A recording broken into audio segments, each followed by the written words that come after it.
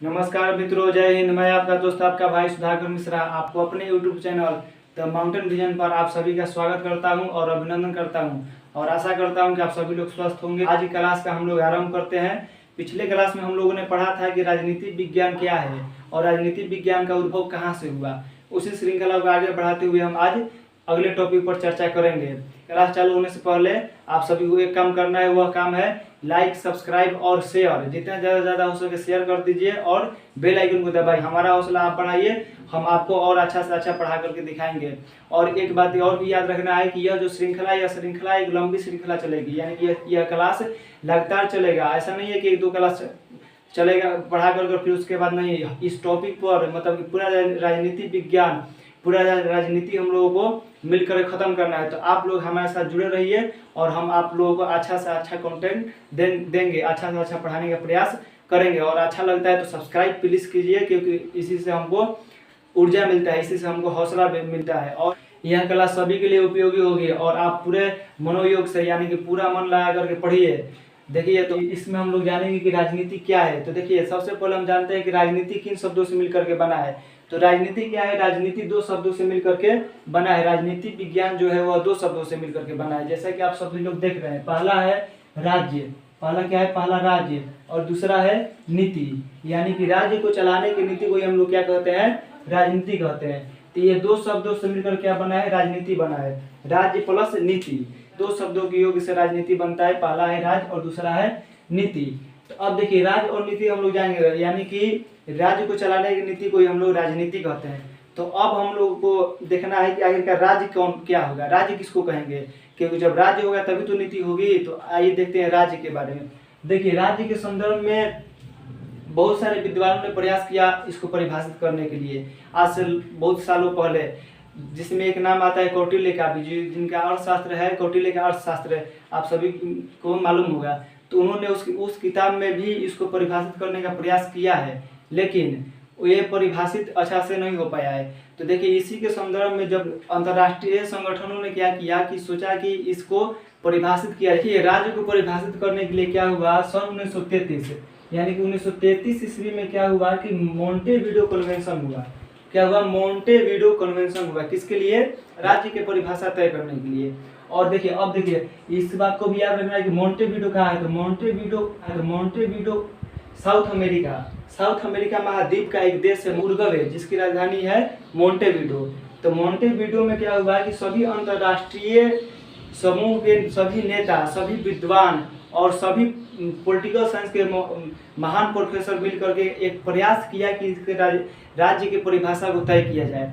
तो जिस प्रयास में अंततः क्या निकला, निष्कर्ष निकला, देखिए, राज्य को डिफाइन यानी राज्य को परिभाषित करने के लिए उन्होंने चार चीज़ों का होना जरूरी समझा। यानी कि ये चार चीज होंगे जब किसी भूभाग के पास, तभी हम उसको राज्य कह सकते हैं। उसमें पहला है, देखिए, पहला है कि भूभाग, यानी कि उनका कहना था कि एक निश्चित भूभाग, जब किसी राज्य का एक निश्चित भूभाग होगा। और दूसरा नंबर है कि जनसंख्या, दूसरा नंबर है जनसंख्या, एक निश्चित भूभाग, एक निश्चित जनसंख्या। और तीसरा नंबर है सरकार, और चार नंबर है संप्रभुता, यानी कि जब किसी राज्य के पास एक निश्चित जनसंख्या, एक निश्चित भूभाग और एक अपनी सरकार होगी, और वह राज्य जब संप्रभु होगा, तब हम उसको क्या कह सकते हैं? तभी हम उसको राज्य कह सकते हैं। जब वह भूभाग संप्रभु होगा तभी हम उसको राज्य कह सकते हैं। तो आइए देखते हैं भारत के संदर्भ में, उदाहरण के लिए भारत को लेकर के कि क्या यह एक राज्य है। तो देखिए, भारत, जैसा कि आप सभी को पता है, क्या भारत के पास एक भूभाग है, एक अपना निश्चित भूभाग है? तो देखिए, हाँ है, भारत के पास अपना एक निश्चित भूभाग है और एक अच्छा खासा भूभाग है। भूभाग कितना है? 32, 87, 263, 32, 87, 263, यानी कि इतना भूभाग वर्ग किलोमीटर क्या है? भूभाग है किसके पास? भारत के पास। अब देखिए, दूसरा नंबर पर एक क्या निश्चित जनसंख्या है? तो हाँ, बिल्कुल है, भारत के पास जनसंख्या में भी कोई कमी नहीं है। 2011 के जनगणना के अनुसार, भारत में कितना, भारत की जनसंख्या है? भारत की जनसंख्या 121 करोड़ भारत की जनसंख्या है 2011 की जनगणना के अनुसार। अब देखिए, अब तीसरा नंबर क्या है, इसकी अपनी सरकार है।